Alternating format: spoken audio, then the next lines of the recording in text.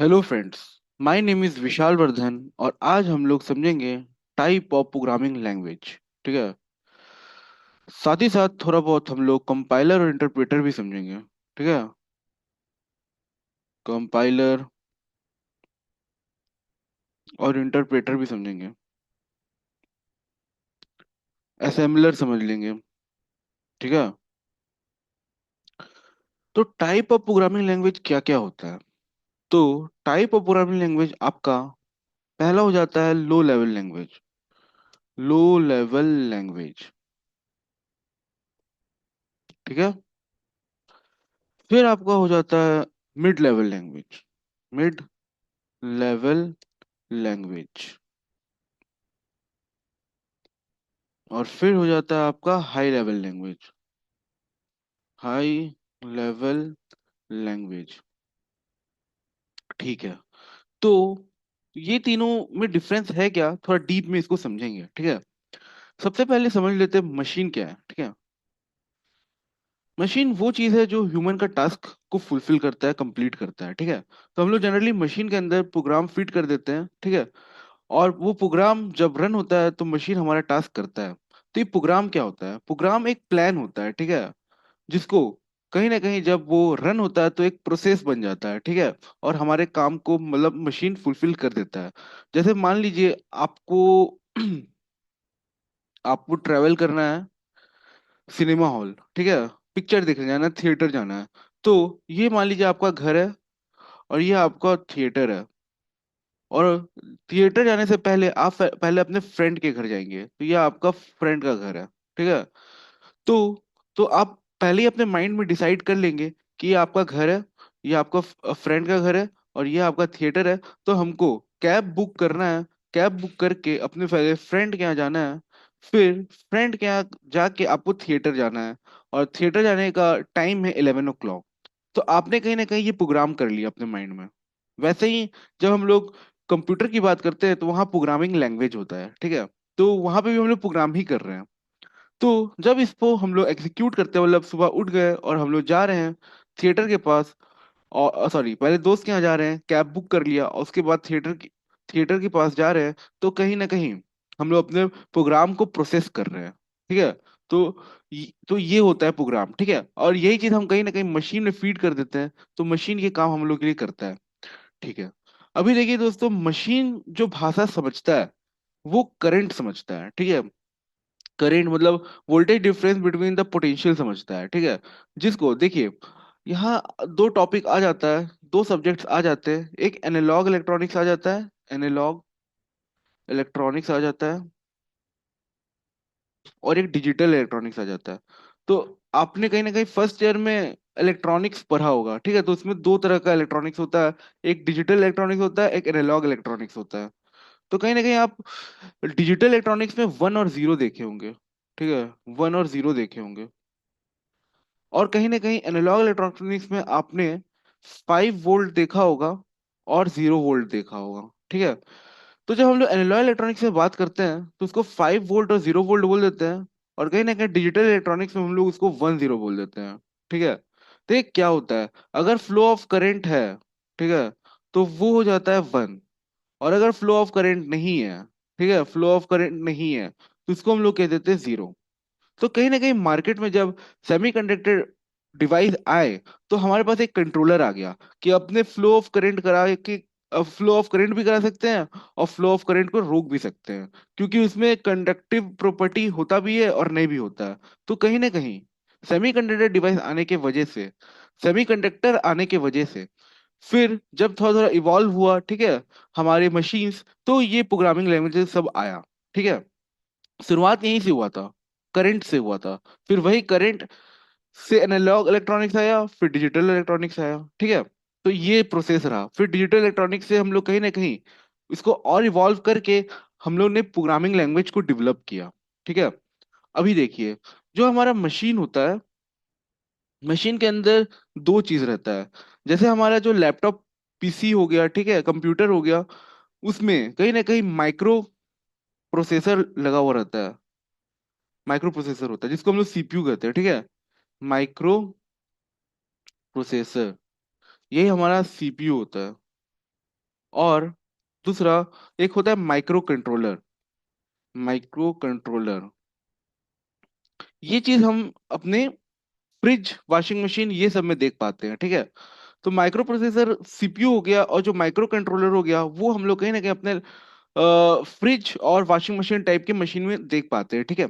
अभी micro processor क्या होता है, देखिए, जब भी आप अपने प्रोग्राम को लिखते हैं तो वो प्रोसेस करता है, ठीक है। प्रोसेसिंग यूनिट होता है जो प्रोसेस करता है, रन करता है। वो किसकी वजह से होता है, माइक्रो प्रोसेसर की वजह से होता है। इसमें हम लोग डेटा होल्ड नहीं कर सकते, ठीक है। उसका अलग डिवाइस होगा, उसका अलग चिप होगा, सब कुछ अलग अलग है, ठीक है। वहीं माइक्रो कंट्रोलर होता है, वो आपका प्रोसेस भी कर देता है और डेटा होल्ड भी कर देता है, ठीक है। सारा जो भी डिवाइस है वो सिंगल यूनिट है, as a single unit micro controller है। बट यहाँ पे माइक्रो प्रोसेसर सिर्फ क्या करता है, प्रोसेस कर देता है। तो देखिए, तो जो हमारा मशीन होता है, ठीक है, उससे हम लोग डायरेक्ट इंटरेक्ट जब करते हैं तो वो लो लेवल लैंग्वेज से करते हैं, ठीक है। डायरेक्ट इंटरेक्ट करते हैं तो लो लैंग्वेज से करते हैं, वहां पे ट्रांसलेटर का जरूरत नहीं पड़ता है, ठीक है। क्यों? क्योंकि मशीन को जो लैंग्वेज समझ में आता है, मशीन को जो भाषा समझ में आता है, वो 1-0 आता है, ठीक है। 1-0 आता है। तो मान लीजिए सबका कुछ ना कुछ मीनिंग होगा, ठीक है। 101 उसका कुछ और कोड होगा, 10, एक सेकंड, 111 इसका कुछ और कोड होगा, 1010 इसका कुछ और कोड होगा। तो पहले जब नया नया मार्केट में आया था प्रोग्राम, तो हम लोग कुछ इस तरीके से इम्प्लीमेंट करते थे अपने प्रोग्राम को, और मशीन से काम करवाते थे। क्योंकि यहाँ पे हार्डवेयर जो हमारा, जैसे फ्रिज है, ठीक है, वो हमारा हार्डवेयर है। वो जो मशीन है उससे जब डायरेक्ट इंटरेक्शन होता है तो वो एक लो लेवल लैंग्वेज होता है। बट चूंकि जब हम लोग डायरेक्ट इंटरेक्ट करते हैं तो हमें कंफ्यूजन होता है, क्योंकि हम लोग ये सब चीज याद नहीं कर पाएंगे, ठीक है। ये ऐसे ही बहुत सारा 101 111 ऐसे ही बहुत सारा चीज फीड कर दिया जाए, और जब डीबगिंग का बारी आए, मतलब कि हम लोग चेक करना चाहते हैं कि हमारा कोड सही से चल रहा है, ठीक है, कोई बग निकल कर आ गया तो उसको डीबग कर रहे हैं, मतलब जो भी एरर आ रहा है उसको वापस रिजॉल्व कर रहे हैं, तो वो हम लोग नहीं कर पाएंगे, कंफ्यूजन होगा। क्यों होगा? क्योंकि सब कुछ इस फॉर्म में लिखा हुआ है। बट हमें जो भाषा समझ में आता है वो इंग्लिश आता है, ठीक है, इंग्लिश आता है। तो इंग्लिश स्टैंडर्ड को कैसे मेंटेन किया जाए, उस पर बात आ जाता है, ठीक है। क्योंकि हमें इंग्लिश समझ में आता है तो इंग्लिश भी हो और इजी भी हो, सिंपल भी हो, और कंप्यूटर से भी बात हो जाए। तो कहीं ना कहीं सबसे पहले जो मार्केट में आया वो असेंबलर आया, ठीक है। तो लो लेवल लैंग्वेज में, ठीक है, कहीं ना कहीं असेंबलर को इंट्रोड्यूस किया गया, ठीक है, असेंबलर को इंट्रोड्यूस किया गया। पहले इसको मैं थोड़ा साफ कर देता हूँ या फिर नया पेज खोलता हूँ, ठीक है। देखिए, एक नया पेज खोलता हूँ। तो अभी हम लोग फिलहाल लो लेवल लैंग्वेज की बात कर रहे हैं। लो लेवल लैंग्वेज की बात कर रहे हैं। लो लेवल लैंग्वेज क्या हुआ? एक मशीन लैंग्वेज हुआ, ठीक है। एक मशीन लैंग्वेज हुआ। मशीन लैंग्वेज हुआ जो हार्डवेयर से डायरेक्ट इंटरेक्ट कर लेता है, ठीक है। हार्डवेयर से डायरेक्ट इंटरेक्ट कर लेता है, जहां ट्रांसलेटर का जरूरत नहीं पड़ता है। बट वहां पे चूंकि हम लोग मशीन की भाषा में बात करते हैं तो हमें कंफ्यूजन हो जाता है एज अ प्रोग्रामर। तो इसीलिए कहीं ना कहीं मार्केट में एक असेंबलर को इंट्रोड्यूस किया गया, एक असेंबली लैंग्वेज इंट्रोड्यूस किया गया, जिसमें एक सॉफ्टवेयर का इम्प्लीमेंटेशन किया, वो असेंबलर है। फिर से बता देता हूँ। देखिए, मशीन लेवल लैंग्वेज तो डायरेक्ट इंटरेक्ट कर लेता था मशीन से, ठीक है, machine level language, low level language, but हमें कंफ्यूजन हो जाता था। तो हम लोग ने क्या किया, असेंबली लेवल लैंग्वेज को इंट्रोड्यूस किया। असेंबली लैंग्वेज में क्या होता था, बता देता हूँ। देखिए, पहले असेंबली लैंग्वेज समझते हैं। असेंबली, एक सेकेंड, स्पेलिंग गलत है। लेवल लैंग्वेज, ये क्या होने लगा ना, इसमें हम लोग कहीं ना कहीं इंग्लिश का इंट्रोड्यूस हुआ। जैसे मान लीजिए कुछ कोड हो गया, ठीक है, ऐड, ठीक है, ऐड। तो इसका मान लीजिए 101 कुछ कोड रहा होगा। फिर आ गया स्टोर, इसका कुछ अपना मतलब होगा। लेट अपना कुछ होगा, ठीक है, उसका कुछ अपना कोड होगा। गेट, इसका अपना कुछ मतलब होगा, ठीक है, सबका अपना अपना कुछ ना कुछ मतलब है। तो चूंकि ये अब कहीं ना कहीं इन दोनों के बीच में हमें ट्रांसलेटर चाहिए होगा, ठीक है, क्योंकि ये कंप्यूटर का भाषा नहीं है। जैसे ऐड है, उसको डिकोड कर देगा वो, ठीक है, और कहीं ना कहीं कंप्यूटर में जाके भेज देगा, हार्डवेयर में जाके भेज देगा, और वो उस हिसाब से मशीन उसको इम्प्लीमेंट कर देगा। जैसे ऐड है तो ऐड जाके कर दिया, ठीक है, स्टोर है तो जाके डेटा को स्टोर कर दिया। बट चूंकि ये मशीन नहीं समझ पाता है, ये इंग्लिश लैंग्वेज है, ये हमें समझ में आता है, तो इस दोनों के बीच में हमें ट्रांसलेटर चाहिए था। तो ट्रांसलेटर जो था जो असेंबली लेवल लैंग्वेज में इंट्रोड्यूस हुआ, उसी सॉफ्टवेयर को हम लोग कह सकते हैं असेंबलर। ठीक है, असेंबलर। तो असेंबलर का इंट्रोड्यूस हुआ मार्केट में पहली बार। ठीक है, चलिए, तो इतना बात समझ में आया। लेकिन देखिए, प्रोग्रामिंग हम लोग इतना से नहीं कर सकते हैं, बहुत कुछ चाहिए रहता है। ठीक है, बहुत कुछ चाहिए रहता है। तो जैसे तो मार्केट में पहले हाई लेवल लैंग्वेज, पहले मैं बताता हूँ, हाई लेवल है। ठीक है, पहले मिड लेवल है। ठीक है, मिड लेवल लैंग्वेज, और फिर है high level language. High level language,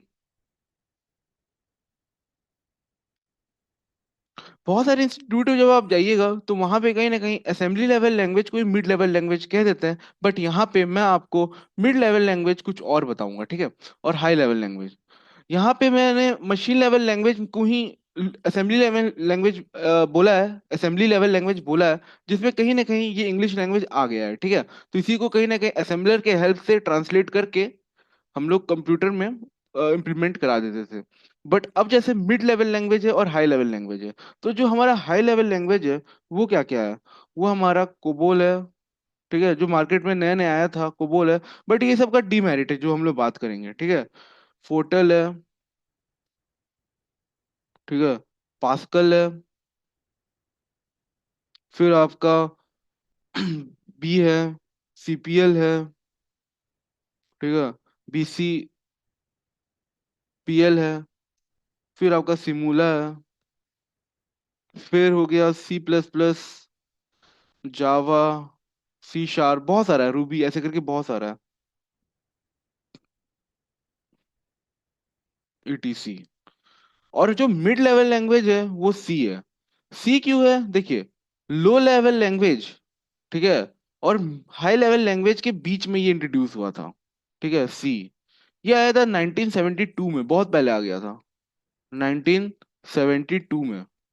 और और कहीं ना कहीं कोबोल, फोर्टर और पास्कल आया, इसको हम लोग हाई लेवल लैंग्वेज में कह सकते हैं। बट इसका क्या डिमेरिट था कि ये इसके अंदर लिमिटेशन था। जैसे कोबोल को जो यूज कर रहे थे वो बिजनेस वाले लोग यूज कर रहे थे, फोर्टल को यूज कर रहे थे वो साइंटिफिक पर्पस पर यूज हो रहा था। ठीक है, तो कहीं ना कहीं हर लैंग्वेज डिफरेंट हो गया, मतलब कि ये समझ लीजिए कि कोबोल का अपना एक काम हो गया, फोटोल फोर्टल का अपना एक काम हो गया। तो कहीं ना कहीं यहाँ कॉमन लैंग्वेज का इस्तेमाल नहीं हो रहा है, सब एक एक जगह पे अपना अपना काम कर रहे हैं। ठीक है, जैसे कोबोल का कुछ अपना काम हो गया, जैसे कोबोल का हो गया scientific mathematics purpose, sorry business purpose के लिए, फोटोल का अपना काम हो गया। तो इन दोनों में डिफरेंस आ गया। ठीक है, बट मार्केट में को ऐसा कोई लैंग्वेज चाहिए था जो हर तरह का काम कर दे। ठीक है, तो यहाँ पे ये डिमेरिट आया। ठीक है, डिमेरिट आया। और सी मिड लेवल लैंग्वेज क्यों है? क्योंकि देखिए, सी में क्या था कि वो लो लेवल लैंग्वेज को भी इंप्लीमेंट कर देता था और हाई लेवल लैंग्वेज को भी इंप्लीमेंट कर देता था। ठीक है, सी के पास एक ही चीज होता है जो कंपाइलर होता है। ठीक है, अभी हम लोग समझेंगे कंपाइलर क्या होता है। कंपाइलर, देखिए, सी का क्या था कि दो कारण था इसको मिड लेवल लैंग्वेज बोलने का। एक ये कारण था कि ये लो लेवल लैंग्वेज के बाद आया और हाई लेवल लैंग्वेज से पहले आया। और जो मिड लेवल और सी का ये था कि वो लो लेवल लैंग्वेज में को भी इंप्लीमेंट कर देता था। ठीक है, माइक्रो कंट्रोलर में सी को मेट करके डायरेक्टली हार्डवेयर से इंटरेक्ट कर लेता था, और कहीं ना कहीं हाई लेवल लैंग्वेज का भी काम कर देता था। ठीक है, लेकिन सी का फिर अपना डिमेरिट था। सी का क्या था डिमेरिट? सी का ये डिमेरिट था कि ये एक प्रोसीड्यूरल लैंग्वेज था। ठीक है, प्रोसीड्यूरल लैंग्वेज था, प्रोसीड्यूरल लैंग्वेज था, नॉट इजी टू अंडरस्टैंड, क्योंकि इसमें ऑब्जेक्ट का बात नहीं आया। ऑब्जेक्ट का बात नहीं आया, तो इसीलिए बाद में जाके सी प्लस प्लस को इंट्रोड्यूस किया गया। ठीक है, सी प्लस प्लस को इंट्रोड्यूस किया गया, जो कि ऑब्जेक्ट ओरिएंटेड था। ठीक है, ऑब्जेक्ट ओरिएंटेड था। तो अभी ये प्रोसीड्यूरल लैंग्वेज क्या होता है इसको हम लोग अच्छे से समझेंगे, बट हमारा भी मेन फोकस ये है कि हमें लो लेवल लैंग्वेज समझना है, मिड लेवल लैंग्वेज समझना है, और हाई लेवल लैंग्वेज समझना है। ठीक है, तो सी के पास बस एक था कंपाइलर। स्पेलिंग गलत है, एक सेकेंड, कंपाइलर। ठीक है, और जावा के पास क्या है? जावा के पास कंपाइलर और इंटरप्रेटर दोनों है। और ये भी ऑब्जेक्ट ओरिएंटेड प्रोग्रामिंग है, ठीक है। ये प्रोसीड्यूरल लैंग्वेज नहीं है, ऑब्जेक्ट ओरिएंटेड प्रोग्रामिंग होने की वजह से ये सिंपल टू अंडरस्टैंड हो गया, ठीक है। तो ये आपका हो जाता है। इसके पास कंपाइलर और इंटरप्रेटर दोनों है, ठीक है। इंटरप्रेटर दोनों है। तो यहाँ पे मैं बात कर रहा था, देखिए कंपाइलर क्या हो गया, इंटरप्रेटर क्या हो गया। देखिए पहले मैं अभी आपको बता रहा था कि जो हमारा असेंबली लेवल लैंग्वेज होता था उसमें कहीं ना कहीं असेंबलर का जरूरत पड़ रहा था, क्योंकि हम लोग कहीं ना कहीं इंग्लिश स्टैंडर्ड को फॉलो कर रहे थे। बट यहाँ पे चूंकि यहाँ ये लिमिटेशन था कि यहाँ लिमिटेड फंक्शंस थे, खाली फंक्शन नहीं कहेंगे बट हाँ इंग्लिश इंग्लिश वर्ड, जिससे हम लोग कहीं ना कहीं प्रोग्राम कर रहे थे। बट इसे वेबसाइट डेवलप करना, ठीक है, बड़े बड़े सॉफ्टवेयर डेवलप करना बहुत टफ होगा, क्योंकि यहाँ लिमिटेशन है। आप ऐड स्टोर लेट गेट करके बस बड़े बड़े वेबसाइट्स को नहीं इम्प्लीमेंट कर सकते हैं, ठीक है। तो यहाँ ये डिमेरिट था। बट मशीन से बात करने के लिए हम लोग असेंबलर का इस्तेमाल कर रहे थे। बट जैसे ही सी आया, सी कंपाइलर का इस्तेमाल करता था, ठीक है। सी कंपाइलर का इस्तेमाल करता था। और जो जावा है उसमें कंपाइलर प्लस इंटरप्रेटर दोनों मिला के इस्तेमाल करता है, ठीक है। क्या करता है ये लोग, ये भी ये जो सोर्स कोड है हमारा, जो हम लोग प्रोग्राम लिखे हुए हैं जो इंग्लिश लैंग्वेज में है, उसको कहीं ना कहीं मशीन के लैंग्वेज में कन्वर्ट कर देता था, जिसे मशीन फिर उसको समझ के इम्प्लीमेंट कर देता था, ठीक है। तो कंपाइलर और इंटरप्रेटर में क्या डिफरेंस है, इसको समझते हैं। देखिए जो हमारा, मान लीजिए हमारे कंट्री के पीएम है, ठीक है। अभी हमारे कंट्री का जो पीएम है वो फॉरेन गया और बोला कि हम अपने भाषा में बात करेंगे। तो जो हमारे कंट्री के पीएम है वो गए मान लीजिए रशिया। तो रशिया में वो क्या करेंगे, जो हमारे पीएम है वो अपने एक रिप्रेजेंटेटिव को लेके जाएंगे, जो कहीं ना कहीं वो जब हिंदी में बात करेंगे तो उसको ट्रांसलेट कर देगा रशियन लैंग्वेज में, ठीक है, रशियन लैंग्वेज में ट्रांसलेट कर देगा। तो वो अपने साथ एक ट्रांसलेटर लेके जाएंगे। तो मान लीजिए जो ट्रांसलेटर, मान लीजिए पीएम मोदी, जो हमारे मोदी जी हैं, वो जो पीएम है वो मान लीजिए लगातार 5 मिनट भाषण दिए, ठीक है, 5 मिनट भाषण दिए। तो अब उसको जाके इंटरप्रेट किया जा रहा है रशियन लैंग्वेज में। और एक और तरीका है कि एक लाइन बोले, उसको पहले इंटरप्रेट किया गया, फिर दूसरा लाइन बोले उसको फिर ट्रांसलेट किया गया, फिर तीसरा लाइन बोले फिर उसको ट्रांसलेट किया गया। ये दो वे होता है, ठीक है। एक हुआ कि 5 मिनट वो बोले, फिर जो उसका रिप्रेजेंटेटिव है, जो ट्रांसलेटर है, जो ट्रांसलेट कर रहा है, उसको उस 5 मिनट स्पीच को ट्रांसलेट कर रहा है।